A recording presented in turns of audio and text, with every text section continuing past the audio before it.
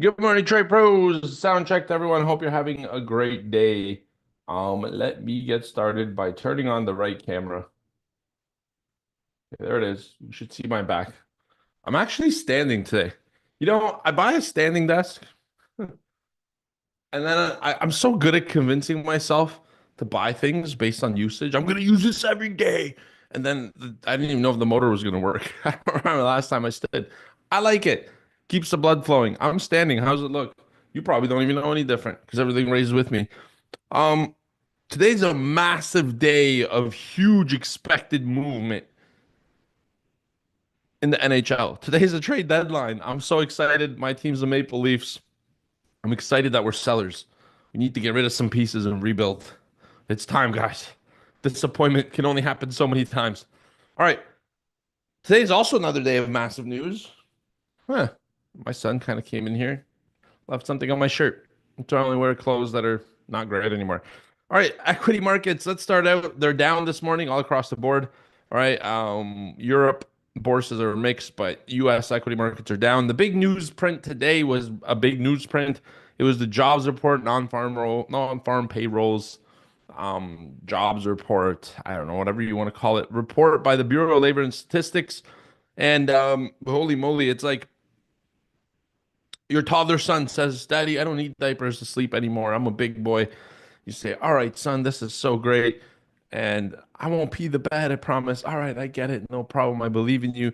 And at 2 in the morning, you wake up to like crap in your bed. It's like, "I thought you said you weren't gonna pee. What do you think this is? This is number two. This is even worse." It, the non-farm payroll report like pooped the bed this morning. So the expectation was 59,000 jobs plus added in the economy. It came out at minus 92,000 jobs for non-farm payrolls. On top of that, they added a 90,000 positive birth death adjustment. The Bureau of Labor Statistics loves to do this. I look at the non-farm payroll and I remove and kind of add at least 50% of it back because hey, look, we don't have the birth death adjustment data. 90,000 birth death adjustments for the month on a month that it's a horrible negative number. I don't buy it. So if you put the 90 back, it's more like minus 180,000 jobs. That's gross. That's not a good look. That's not a good number. Furthermore, we had some updates with the back month revision. So Fed's Waller said if the report of last month was consistent this month and it stayed that high, then he would support a rate cut. And the revision wasn't really that terrible. It reduced some of the jobs, but the Bureau of Labor and Statistics, the BLS, that pushes these reports out, has a nasty way of adjusting that as well. It wasn't that big. I think the adjustment was minus 6,000 to that number. So it was 125. So now 119. But you net that out and you're like, 30,000 jobs in the last 2 months. It's not a good look for the economy. And it is kind of a good look for the Federal Reserve, though, because they have the firepower to start cutting rates at their next meeting in March. However, you got to remember this: the rate cut odds increase across the whole curve for the rest of the year. But one important thing that not many people are talking about is the fact that Jerome Powell is going to be leaving his post on May 15th. So this is his last and upcoming quarterly meeting of policy adjustment, and then he's out. And then we have Warish coming in, who's the new appointed. Well, yeah, I don't know if he's been appointed yet. You got to go through like a Congress process, but he will be more than likely appointed. All right. And if he is appointed, he brings a significant change to how Jerome Powell did things. So, typically a crappy non-farm payrolls report has some positive support for the Fed rate cuts and it kind of washes itself out.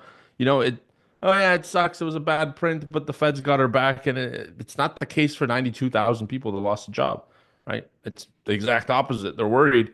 So pro traders here take the read and say, well, look, this happened, yes. And yes, it's changing the rate cut odds in the future, but who knows what the new Fed chairs are going to do. And so that kind of rate cut support is washed out. Market reacts bearish. It's the right thing to do on a report like this. Um, Fed's Waller said that he'd support a rate cut in March. We talked about that if the numbers get revised away. Oh, sorry. That was, thank God I looked at my notes. this is actually not good. Fed's Waller said he would support a rate cut if the numbers got revised away. They got revised away by 4,000, so it's still a strong print, but this one kind of helps. So that's a wash as well. All right. Um, let's take a look. The rate cut odds are kind of slipping on Fed Watch futures. And but listen, like when Warsh comes in, that's going to be a big difference. The biggest difference for him as Fed chair, if he does get appointed, Jerome Powell has like an anchor to data dependence. If you took a shot every single time Jerome Powell said data dependence in his last 4 years as Fed chair, there probably wouldn't be enough alcohol left for me to take a shot because you'd be so gone and you would have drank it all. Data dependence for Jerome Powell was a big thing, and data dependence means I don't know. Let's look at this month data. Let's look at inflation. Let's look at the jobs report. Let's see it. Okay, great. This is nice. Let's massage it into our forecast. All right, our forecast needs the next month's data, inflation, job reports. Massage it again. Let me talk about it. Very like on the cusp, on the fly, recent data mean stuff. Whereas Warsh is the exact opposite. He's got long-term vision and approach. Short-term data doesn't matter, which means if Warsh gets appointed, we're gonna have to stop doing this crazy dance of CPI comes out. Is it too hot? Is it hot enough? What are the subcomponents saying? Oh, the inflation was here. Maybe it's due to this. There's so much insane focus on these reports because all we're trying to do is figure out the Fed's next step before they take it. And with Warsh, it's a different story. The short-term data doesn't influence him. And the question is he coming in? Because remember, he's a hawk. It's a very surprising appointment for me from Donald Trump. He is a believer of no stimulus from the Fed for the market. So if he was to carry out his viewpoint, there would be no more repurchases. There would be no bond portfolio. Everything would be liquidated, which would mean it would drain liquidity for the stock market. And if you look at when the Fed got involved in the stock market, it was 2009. Ben Bernanke, I traded at the trading desk during this. Ben Bernanke announced TARP, Troubled Asset Relief Program. And ever since then, the Fed has continued to be involved and continued to stimulate the market with more and more bond purchases and more liquidity being added to the financial system. Think about this. If you're buying bonds, you get the bonds. What are you giving instead? Cash. So you're putting cash in. So very interesting, unless Warsh is coming in with a completely different agenda to be like, all right, I'm going to cut rates right now. You know, Donald Trump said I have to in order to get in, cut the rates and then take the long-term view. There's going to be really big seismic shifts with the stock market correlation to Fed policy coming up May 15th. All right, that's that bit. Everything else doesn't really matter. There's still a war. Day what? 6, day 7. Still a war. Iran this morning said that they're going to continue to defend themselves until they make Iran great again. Kind of trolling, and I don't know. That's kind of like the best approach to it, but um, it's slightly funny, but dead serious at the same time too. So this war is escalating. It's continuing to escalate. Strait of Hormuz opened up a little bit for China, just so they could get their oil. Um, you know, because China's invested a lot of money in Iran. They'd be pissed if they can't get their oil. So they're getting the ships being vetted through and going through the Strait of Hormuz. But not Bank of America, Goldman Sachs printed a really important article saying that if we carry on another 5 days of closures of the Strait of Hormuz, it would have a devastating impact to oil. It's like a supply shock. Metals, what are metals doing? I don't really know. They're there. Nothing really moved big overnight. A little bit of a consolidation. Crypto's down a little bit as well. You know, some geopolitics events. Trump says oil is pretty much stabilized. I don't know. I traded in a G-Wagon and an S-Class Mercedes-Benz to get the new Hyundai Palisade. It's a great family car. Don't laugh at it. It's a Hyundai, but it drives, okay, it doesn't drive great. It drives good enough. But man, the inside of it is luxury feeling and looking. It's still not like luxury. Like, come on, you can feel the leather and stuff. But point I'm making is, man, that was $55 USD in the Hyundai. That's what I used to put in the S-Class. That's crazy work. So I know Trump says that oil is pretty much stabilized. I don't know what that means, but at the pump, it isn't. It continues to go up every single day. And Pentagon is saying they're spending $2 billion a day on this war. So that's expensive with the 4 to 5 week timeline. What is that? 30 days, $60 billion? Some pretty real money there. What's next? Retail sales came out this morning too. That also crapped the bed, but not to the same proportion as non-farm payrolls. If non-farm payrolls crap the bed, Retail sales this morning were like a tiny extra turd that you're not mad about because you're cleaning up a mess anyways. What's another little turd on the mess? That's that. Let's turn around, get into the charts, and do our trading plan and set up for the day. Mikey said, Mikey, you'd be surprised actually. It wasn't as good of a sleep day. I woke up early, but I went to bed early, but I woke up earlier than I should have. I've been up for like since 6 o'clock. So I don't know, I think like under 7 hours, but very close to it. All right, let's see the comments here on YouTube real quick, real fast. Morning, Joseph, my brother. Happy Friday. Prashant, good morning. Marco, to you as well. Let me screen share the screen share. Um, ha, it's 7-8. 7-8, Prashant. Wait, was it 6-7? I don't even know. I lost interest in that when the kids couldn't explain it. Just things we do that adults don't get, and we throw our hands up and we're like 6-7, 7-8. I'm like, bro, do you want to learn how to make money? Like, if you're old enough to do that, you're probably let's start talking about money, brother. Let's stop. Let's cut out the nonsense. You're old enough.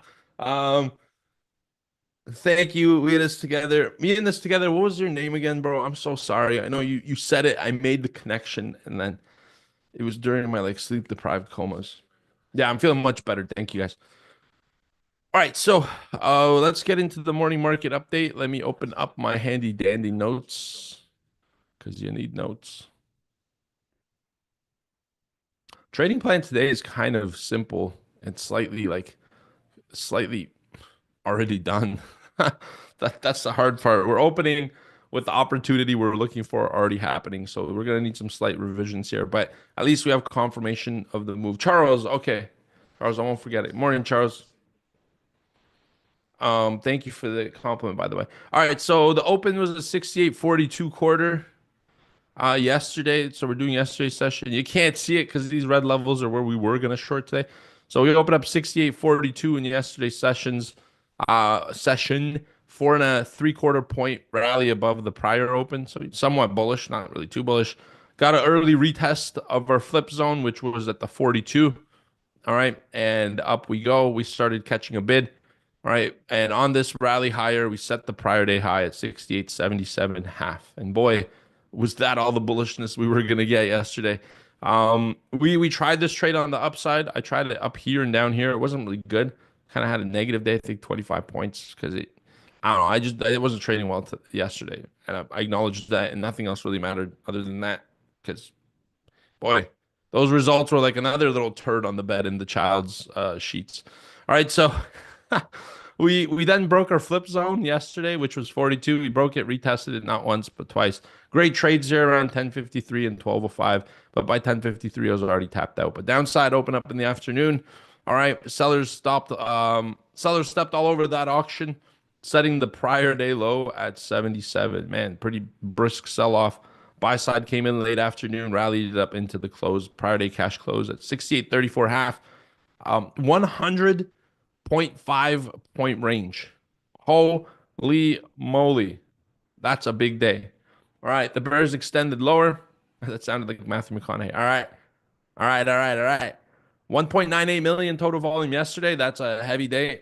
Heavy price action downside. The story overnight was we kind of bid off the reopen at the 54. We went up to the 54 rather. That's the overnight high. And the structure of our flip zone for this morning, you'll note. Then selling started on the London Open. The last couple of days and especially weeks, selling on the London Open has been the trend. And days when the London Open has sold, we've tend to see some follow through in the US session. So today's the same. I'll give you one cautionary note for today, though, in a second. All right, price dropped pretty early on, and then we kind of continued on to the day to eventually break the level that was the overnight low based on the non-farm payrolls report. So now the new overnight low is 37 quarter.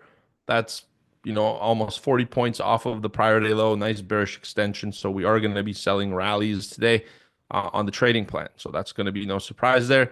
Flip zone today is 68.54. There's a lot of action up at 54. It's the overnight high. It's the gamma flip level where there's the most amount of gamma volatility expected. All right. It's also a value area high for Globex, which obviously is the overnight high as well. But it's worthy to note that the high is the value area high. So complete rejection of that auction upside and kind of the 50-yard line for the last couple weeks. So the trend's bearish. The sell level ideas were to sell the 67.77 break and retest. All right, we broke it, retested it. I almost tried to short it, but it was NFP volatility. It was tough to really get in. It was just holes in the chart everywhere. The auction got crazy. Couldn't join. The next level up was planned to be 68.20, was planned to be 68.40, and the flip zone itself. But you know what? To be perfectly honest with you, I don't know if you're gonna wait for it to get all the way up there. You're gonna have to pick it up here at some levels below, like the 70 and the 67.55. All right, those are the new levels. Let's just move these down. I don't want to like litter my chart today. If we get back up there, we know there's opportunity there. All right, like come on, we're not blind, but it's just so high up. Okay, here's another one in this level. These are like kind of short levels. Let's see what we get on the open. I kind of do have a cautionary story for you too on Fridays. All right, don't just jump head over heels today on short off the open, especially because non-farm payroll has already kind of liquidated a lot of stops on the longs and got a lot of people stuck in the short. More than ever, I had this opinion before. Now I have it even more. We're gonna probably get a bear trap to start the session. All right, yeah, maybe we'll continue a little lower. It's gonna look really sexy, violently reverse, and get into some of these levels above that we could qualify when price action stops and we see the right order flow things. All right, we'll likely continue to get a push lower. I don't know if this is done. I know the 20 is a big support level. That was off of the March 3rd low. Kind of have to move the chart for you to see it, and I sort of don't want to. Um, just believe me when I tell you, it's right to the left of that. It's so frustrating. But that was the low for March 3rd, and then we had a failed low that led to this whole upside rally, right? So all in all, what I'm trying to tell you is the 20 is the target. We're not far from it. If we break the 20, that's another trade level idea. So we could copy and move it. That'd be a break and retest. And look, things get really ugly if we get below the 20s. That's some lows that we haven't visited in a long time. All right. And we are kind of, if you go back, we're in September pricing right now of last year. So it's almost been a half a year at this price. And people who are used to trading this market, since COVID, save for a couple times that have happened in the last few years, you don't usually see this. You'll see a sell off 10%, everyone buys it, and 2 weeks later, you get to tell your friends how cool you were and how great your timing was because you got it on the low and now it's at all-time highs. We haven't had an all-time high in a long time. All right, so remember this, it's Friday. Friday has some built-in optimism. The only time it fails is it fails epically, meaning that the trend tends to be that Friday starts with the trend and then reverses sharply into the afternoon and the close. So I think the majority of the downside, if we're going to get the continuation, is going to happen before the European close. European traders, not European descent. I'm a European trader, but traders who live in Europe um, are going to start to buy back their shorts to get into the weekend. They're not going to hold a short position near the lows. This is a profit taking opportunity. So if you're short, profit taking means you're going to be a buyer. So as we get close to 11:30, the European close, buyers are going to step in. Let's see how the lunch hour goes. 1 to 2 p.m. is usually continuation down, and then bam, sharp reversal last 2 hours on buy stops. All right, the only time that doesn't work, there is a bullish skew on Fridays, but the times that doesn't work, we tend to close on the lows. This might be one of those days. I get a sneaking suspicion that um it's going to be a rough day here on price action. It's going to continue lower, but I want to see it continue lower from a higher price. All right. I want to see the trade setup happen after the buy stops because here we're already at a low. We know the trend is going down. It's too easy to just pile on it and start shorting it. All right. That's what rookies do and retail traders. What you're going to want to see here is a nice little rally off of the open. Some buy stops get triggered, and you want to see the response to that rally because that rally will give us a slightly better selling price in a bearish day. And that's what institutional money is waiting for. They're not looking to sell the 37 quarter after we're down so much. They're looking to get it up to that 77. Give me 40 points, lower risk, and I want some better price to sell into. That's what I'm waiting for as well. All right, gamma stats real quick. 0 day call to zero. Well, I butchered that one. Zero DTE resistance on the call side is 68.60. That was a pretty relevant level. We're now 120 points away from it. But when I was doing this note at like 7 in the morning, 6:45, that one mattered because we were at the 20. All right, high vol level 68.55 right below it. That's a gamma flip as well. All right, dealers are negative gamma today. And that means on the net GX, the total is 416 to the upside, but net gamma exposure is minus 74 million. So dealers are expanding, they're not fading, meaning that as the market goes down, the dealers will sell. As the market goes up, the dealers will get long, especially above the 55. But for the moment being, the dealers are trading on the same side of the auction as us. They're looking to sell rallies, which may suppress the amount the rally goes up, but it should at least crystallize our entry points when we see the right info. That's your morning market update. That's the trading plan. I'm looking to sell rallies. You see, we kind of had a plan. We had to move it and adjust it. Like, look, that's life. If you want to wait to sell the 40 up there, you know, um, you could just also take the day off. Take the day off and go enjoy your weekend. It'll probably get up to the 40 at some point. I don't know. Maybe the market's gonna laugh at me. Maybe it's gonna mock me if you want to sell the 40, and we'll end up trading the 40 within 15 minutes of the open. The point is, I don't know anything better than anyone else. I just know how to structure a plan based on what I see. All right, I love you guys. You have yourself a great day. Have yourself a great weekend. Charles, Marco, everyone on YouTube, I appreciate you. Trading room, I'm gonna turn my focus to 100% in a second. I don't like calling out trading room names of our private community openly. That's why I haven't acknowledged your good mornings, but my heart is warming up as I read them. Um, Perfect, Marco. I think Marco brings up a really good point. Today's the kind of day where after a trading plan, it's easy to be excited because you just reaffirmed what you're looking for and you have some confidence. And then when one trade smacks you in the face, it's easy to just forget everything. Marco, that's a pro tip right there. Set an amount you're willing to be down for the day. All right. Set an amount that you're going to the casino with, and you're like, I'm gonna take the probability, and if it doesn't work out, I'm going to walk away. Okay, just remember the market doesn't give you free beer like a casino. Have a drawdown today. You should have it any day, but today's the day to do have it. Um, that's it for today. Oh, head and shoulders pattern 67. Yeah, it's right there. I see it too. Head, there's a little bit of a shoulder. This is a shoulder. Yeah, it broke. It's nice. It's a nice head and shoulder pattern. Um, All right, ladies and gents on YouTube, I love you. I got to get the room started, and I appreciate you so much. And we have a cool webinar coming in 2 weeks where I'm going to focus on MBO. So just planting the seed there. Check us out at Trade Pro Academy, the Order Flow Vault. We do this every single day. And right now, I'm on a 20-day challenge that you could really benefit from. I'm not trading as big size, and it's great because we kind of sync up and lock up. It's a great time for you to kind of join in on a challenge as well. TradeProAcademy.com, Order Flow Vault. See you there. Bye, guys. Love you, YouTube. Get an electric G Wagon. I hate the new G Wagons and I hate the new S classes. Maybe I'm getting old. I was considering getting like a new one. I want to actually get the Maybach. And I'm like, you guys put an iPad in a Maybach? Are you smoking crack? Like, do you not know who your clients are for that car? Like, when the crypto bros lose the money in their sandals and they have to sell their sandals, they're not going to buy that car. We don't want to see crypto charts inside of the car. We want to see the analog clocks, the nice controls, the things Mercedes used to stand for. Their new cars look like crap and the reliability is terrible. I remember spending over 25K in the last year of ownership of that car, and I'm like, it's a dud. Let it go. And friends that were buying the brand new ones had the same stories. They're like, bro, I love this car. It's nice. I haven't got to drive it in the last 2 months. It's always at the shop. I paid for a G Wagon. I'm driving an E-Class loaner. It's not how it works. Anywho, love you guys. Uh, little, you guys know I got high energy today to participate. So don't catch me on these moments. Don't set me up. Love y'all. Take care. Have a good day, YouTube. Bye.